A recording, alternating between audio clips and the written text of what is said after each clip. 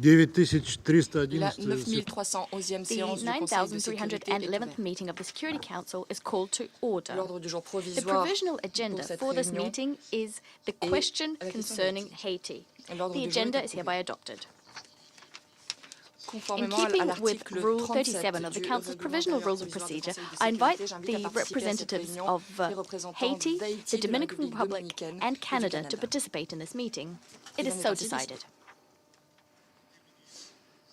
Au nom On du behalf of the Conseil, Council, je souhaite la welcome bienvenue à Monsieur His Jean-Victor Excellency Junius, Mr. Jean-Victor ministre des Junius, Affaires étrangères d'Haïti, et Minister son of Foreign Affairs Excellence of Monsieur Haiti, Roberto and His Excellency Alvarez Mr. Roberto Gil, Alvarez ministre des Affaires Gil, Minister étrangères de la for Foreign République Affairs of the dominicaine. Dominican Republic.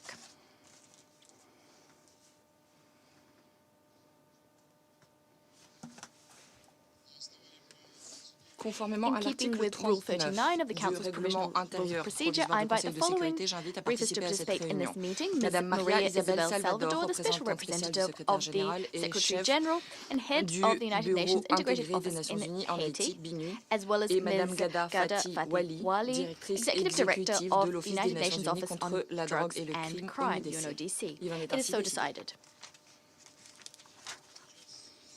Le Conseil de sécurité va The à Security présent Council aborder will now move l'examen on du point to 2 de l'ordre du jour. consideration of item 2 Je voudrais attirer on the l'attention agenda. des membres du I wish to draw the Conseil attention of sur Council le members document to document S-2023-274, report of the rapport du Secretary secrétaire General of the général United sur l'activité Nations du Bureau Integrated intégré Office des Nations in Unies en Haiti, Haïti. on the United Nations Integrated Office in Haiti. Je voudrais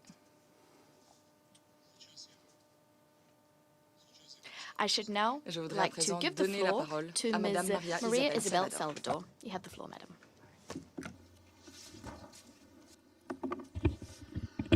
Monsieur le Président, Mesdames et Messieurs les membres du Conseil de sécurité, permettez-moi de vous remercier de m'avoir donné l'occasion de m'adresser au Conseil pour la première fois depuis que je suis entrée en fonction ce mois-ci en tant que représentante spéciale du secrétaire général pour Haïti. C'est également un honneur pour moi que d'être en présence des ministres des Affaires étrangères d'Haïti et de la République dominicaine respectivement. Pendant ma première semaine à Haïti, j'ai eu l'occasion l'oratrice se reprend, de m'entretenir avec des représentants de la société civile, notamment avec des groupes de femmes, ainsi qu'avec des autorités nationales et de hauts responsables des pouvoirs publics. J'ai également pu circuler dans certaines des rues de Port-au-Prince et j'ai ressenti la tension qui y régnait. J'ai pu ainsi comprendre la crainte que ressentait la population au quotidien. Lors des multiples échanges et interactions qu'il m'a été donné d'avoir avec les Haïtiens, j'ai senti que ces derniers souhaitaient renouer un dialogue pour remettre le pays sur la voie de la paix et de la démocratie, avec beaucoup de difficultés. Il est donc essentiel dans ce contexte d'aborder la question sécuritaire qui pose un énorme problème. Depuis janvier dernier, la criminalité du fait de bande va croissant. Ces activités criminelles sévissent dans des zones qui jusqu'à présent étaient considérées comme sûres à Port-au-Prince, mais aussi à l'extérieur. Et la violence du fait de ces gangs, violence sexuelle, notamment à l'encontre des femmes et des filles,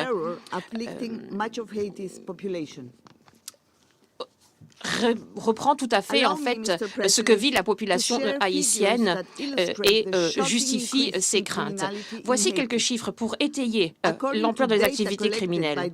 D'après des données récoltées par la police nationale et le BINU, lors du premier trimestre de 2022, 692 incidents criminels, homicides, viols, kidnappings et lynchages ont été signalés.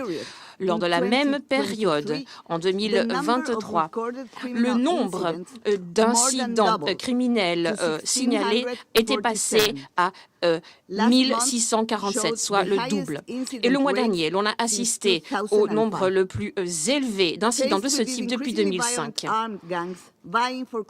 Les bandes criminelles gagnent du terrain dans différents quartiers de la capitale parce que la police n'y est plus présente et celles-ci font justice elles-mêmes. Cette dynamique a donc détricoté le tissu social avec les conséquences catastrophiques que cela a eu pour l'ensemble de la région. Il y a 2 jours de cela, vous le savez certainement, à Port-au-Prince, un groupe de civils a enlevé 13 personnes qui se trouvaient en garde à vue, les a passées à tabac et a brûlé leur corps. Le gouvernement continue d'essayer de faire la lumière sur ces incidents avec le concours de la police nationale. Malheureusement, celle-ci est en sous-effectif et elle n'est pas à même d'aborder les cas de violence et des activités criminelles. Le nombre de policiers est passé de 14 472 à près de 13 000. Seuls 9 000 policiers s'acquittent véritablement des fonctions qui sont censées être les leurs. Et très peu d'entre eux s'occupent de la sécurité, ce qui est beaucoup trop peu pour l'ensemble du pays. Parallèlement, le recrutement de nouveaux policiers a été interrompu, et ce, sous l'effet de la détérioration de la situation sécuritaire, mais aussi pour des raisons logistiques, essentiellement des contraintes. Pour l'instant, on essaie de contenir la sécurité, mais tout cela est temporaire. Il faut que la communauté internationale apporte son soutien à la police pour l'aider à juguler cette situation sécuritaire catastrophique. Et le temps de presse. Il est donc urgent de permettre à Haïti de se sortir de l'impasse politique dans laquelle le pays se trouve. Il en va de la sécurité, mais aussi de la stabilité économique et sociale. En dépit des difficultés sécuritaires, tout est mis en œuvre pour donner effet à l'accord de décembre 2021. Le Haut Conseil électoral a été nommé, j'en ai rencontré le représentant récemment, et tout est mis en œuvre pour dégager un consensus quant à la ligne de conduite à adopter pour mettre l'accord en œuvre. Des mesures sont prises pour créer un conseil électoral provisoire, condition préalable à la tenue d'élections en bonne et due forme, lesquelles, nous l'espérons, permettront au pays de revenir sur la voie de la démocratie. La Cour de cassation est entrée en fonction le 28 février et attend d'investir un nouveau conseil électoral une fois que celui-ci sera créé. Celui-ci devra donc prêter serment, ce qui restabilisera le système judiciaire. Le Forum sécuritaire national ainsi qu'une table ronde devraient être organisées sous les auspices du Haut Conseil électoral. Il s'agira là d'une occasion unique de dégager un consensus national quant à ce qui est nécessaire pour garantir des conditions politiques favorables à la tenue d'élections.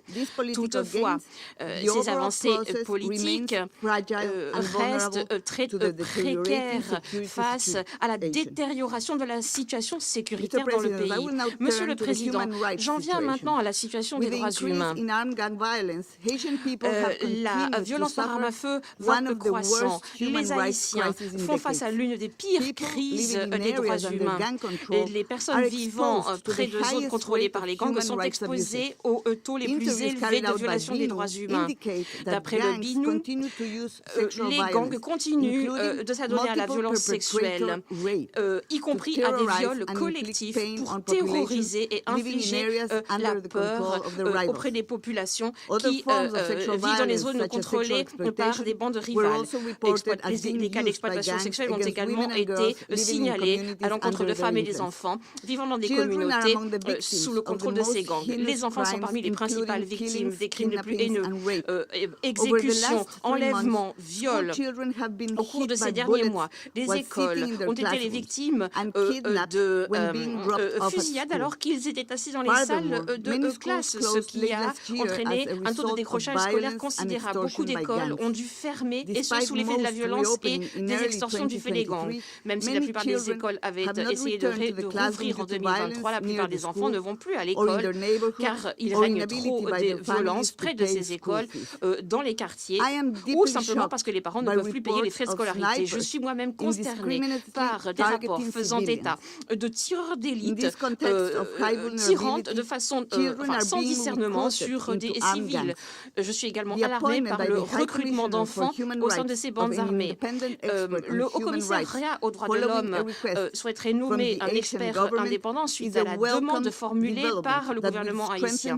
Et cette avancée constituerait une évolution positive car elle permettrait de proposer un mécanisme de protection pour les Haïtiens. Des violences sexuelles commises par des gangs armés. Ces incidents sont gravement sous-déclarés par rapport à d'autres types de violences en raison de la peur des représailles, de la stigmatisation par les familles et les communautés et la disponibilité limitée des services de santé et psychosociaux, entre autres facteurs. Il est essentiel que ces crimes ne restent pas impunis et que les auteurs de violences sexuelles soient traduits en justice. Près de la moitié de la population, c'est-à-dire 5,2 millions de personnes, a besoin d'aide humanitaire. Le nombre de déplacements internes a augmenté de 50% dans la commune de Port-au-Prince par rapport à novembre 2022. Quelques 39 000 cas suspects de choléra ont été signalés depuis la réapparition de l'épidémie en octobre dernier. Les Nations Unies et ses partenaires humanitaires restent sur le terrain et fournissent des services essentiels. Entre mars et avril, au moins 22 missions d'urgence ont été menées dans des zones contrôlées par des gangs à Port-au-Prince. Pour conclure, permettez-moi de souligner à quel point il est important de déployer une force internationale spécialisée, si tant est que le Conseil de sécurité l'autorise. C'est ce qu'a encouragé le secrétaire général dans un courrier daté du 8 octobre 2022. Nous devons tout mettre en œuvre pour aider cette force à prêter main forte à la police nationale. Il faut absolument lutter contre la violence du fait des gangs. La situation sécuritaire qui se détériore rapidement implique que nous devons placer au cœur de nos priorités la situation en Haïti. Face aux incidents sécuritaires sans précédent, nous savons bien sûr que cela peut avoir un effet cascade dans l'ensemble de la région. Et le soutien du Conseil de sécurité reste essentiel car il permettrait de maintenir la sécurité, l'état de droit, la stabilité et la paix en Haïti. Monsieur le Président, Mesdames et Messieurs les membres du Conseil, le temps nous est compté. Le peuple haïtien mérite que nous venions à son secours sans attendre. Le cycle infernal de la violence, mais aussi les crises économiques, politiques et sociales avec lesquelles le peuple est en proie risque de le mettre à terre. Nous ne pouvons plus nous permettre d'attendre. Le peuple haïtien non plus. Nous devons agir immédiatement. Je vous remercie de votre attention. Je remercie Mme Salvador de son exposé et je donne la parole à Mme Ghada Fatiwali. Monsieur le Président, Excellences, Mesdames et Messieurs, les membres du Conseil, je suis reconnaissante de l'opportunité donnée à l'ONUDC d'intervenir à nouveau auprès des membres du Conseil au sujet de la dégradation de la crise sécuritaire qui paralyse Haïti. Depuis ma dernière intervention devant le Conseil en septembre, le non-respect de la loi, l'escalade de la violence et l'ampleur des activités criminelles organisées ont continué à alimenter la crise et n'ont apporté aucun répit au peuple haïtien. Au contraire, elles ont progressivement contribué à l'aggravation de la crise et à l'affaiblissement des efforts déployés au niveau national en faveur de la paix et de la sécurité. Of yet greater concern is the fact that we're noting new dynamics among groups outside Port-au-Prince. These groups are directly involved in armed trafficking, which is increasingly sophisticated, and they are seeking to enlist new recruits in IDP camps. Secretary General's latest report to the Council on Haiti points to an escalation of violence and insecurity in the country, including rising numbers of homicides and kidnappings. The flows of illicit firearms and drugs into Haiti are compounding the situation, fueling violence and adding complex challenges. Last month, UNODC published an assessment entitled Haiti's Criminal Markets, Mapping Trends in Firearms and Drug Trafficking, which we had the honor to present during the first meeting of the Security Council Committee created pursuant to Resolution 2653 of 2022. The assessment paints an alarming picture. Increasingly sophisticated and high-caliber firearms and ammunition are being trafficked into Haiti, with most new firearms and ammunition entering the country illegally by land, air, and most frequently sea. Severe limitations in maritime control capacities, personnel and equipment, as well as a lack of border surveillance and patrol infrastructure, have curtailed efforts to stop the influx, which is enabling gang-related violence to reach unprecedented levels. Heavily armed criminal gangs are targeting critical infrastructure, such as ports, grain storage, customs offices, police stations, courthouses, prisons, businesses, and neighborhoods. They have also gained control of major highways and roads providing access to the capital. Some gangs have expanded their territory outside Port-au-Prince. The dire security situation is overwhelming. The already limited capacities of Haiti's national police, customs, border patrols, and coast guard. Haiti is meeting its security response the best it can, but this comes at great human cost. Homicide rates are skyrocketing, while more and more police officers are being targeted and killed in line of duty by gangs. Meanwhile, Haiti's law enforcement and border control challenges make it an attractive hub for drug traffickers. Haiti acts as a transshipment country for drugs, primarily cocaine and cannabis, arriving through public, private, and informal ports as well as clandestine runways, and mostly being shipped onwards to North America and Western Europe. As illicit drug markets expand around the world, and global supply and demand of cocaine reach record highs, the threat of trafficking as a destabilizing factor in Haiti only grows. These realities undermine prospects for the political process, not to mention the catastrophic implications of efforts to address acute hunger and access to essential services. The international community and invested partners need to urgently develop and support large-scale, comprehensive actions to assist law enforcement and border management to prevent illicit flows and help stabilize the situation. This esteemed council has repeatedly stressed the importance of reinforcing the capacities of the Haiti National Police, including its specialized units focused on borders, drugs, and firearms. Significant investments are also needed on community policing and criminal justice reforms, as well as combating corruption and money laundering. Black markets are relying on corruption and patronage networks to thrive, with a complex web of public and private actors implicated in trafficking, while corruption in the criminal justice sector leads to impunity. The conditions for a political process leading to peace can only be achieved when Haiti has the institutions and capacities capable of meeting these challenges. Ladies and gentlemen, the UN Office on Drugs and Crime continues to work with its partners to help lay the foundations for the progress that is needed in Haiti. Since I last addressed the Council on this topic, UNODC has been fast-tracking its assistance on border management. Our office has successfully carried out assessments of 6 border points, identifying urgent equipment needs, including to support patrolling and maritime domain awareness, and now our office is procuring the equipment to be provided to national authorities. In parallel, we are exploring the potential of greater Haitian-Dominican cooperation on border control, to develop mirroring skill sets, vision, and commitment.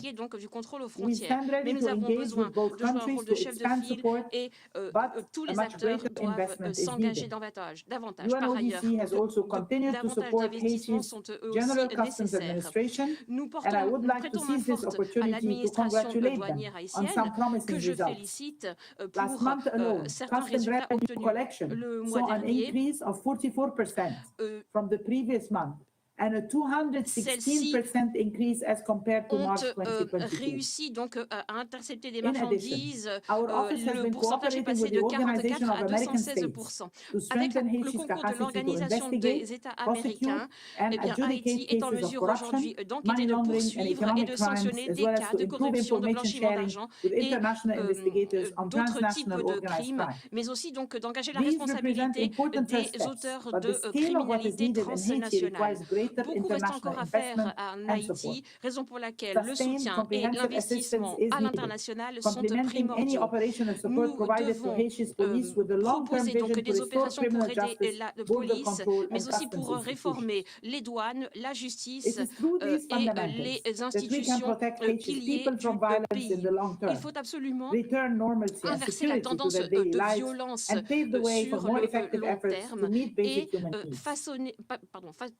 et paver la voie donc vers un Haïti plus prospère. L'ONUDC est encouragé par la création d'un régime de sanctions qui garantira l'impunité pour les crimes commis. Nous nous félicitons de la domination par ce Conseil d'experts au sein de ce comité. Nous restons à son entière disposition. Nous continuerons également d'apporter notre concours au BINU, mais aussi au bureau de la représentante spéciale.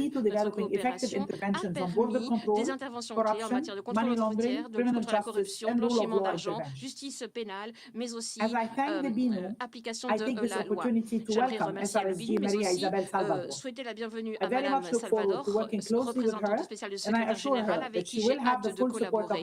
Je puis l'assurer de mon plein soutien et de celui de mon bureau. Pour tous, à quel point les dimensions politiques, sécuritaires, humanitaires et de développement sont liées and development dimensions of the crisis that is are linked and mutually reinforcing to help Haiti to build strong security and justice institutions and to tackle the root causes of instability. I also wish to reaffirm the importance of the provision of financial support which is commensurate with the challenges to be met. The UNODC is strengthening its program supporting Haiti in close cooperation with our national, regional and international partners so that the country can once again build the foundations for peace and security necessary for its economic development and for the well-being of the Haitian people. Thank you. Je remercie Madame Wali de son exposé. Et je donne à présent la parole aux membres du Conseil qui voudraient intervenir. Je donne en premier la parole au représentant des États-Unis. Thank you. I would like to welcome Special Representative of the Secretary General, Maria Isabel Salvador, in her first appearance at the Security Council since the Secretary General announced her appointment on March 1.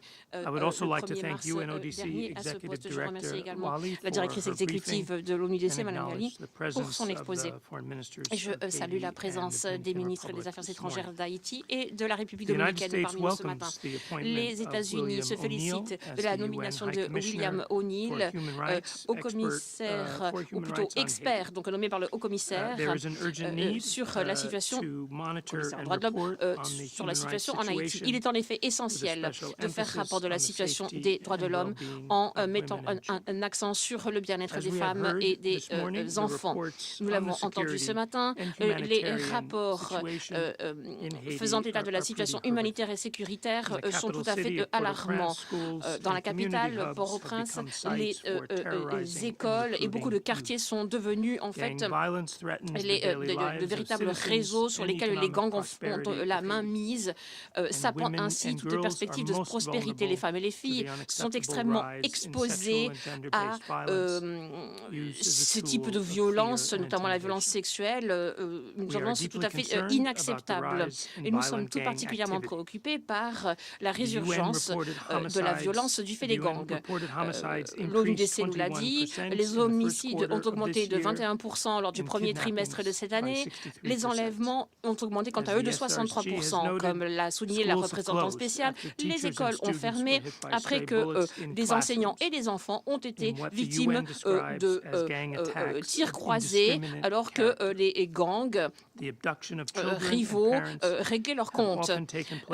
Et très souvent, eh bien, cette violence sévit juste à côté des écoles. Les États-Unis condamnent également fermement l'assassinat de policiers haïtiens qui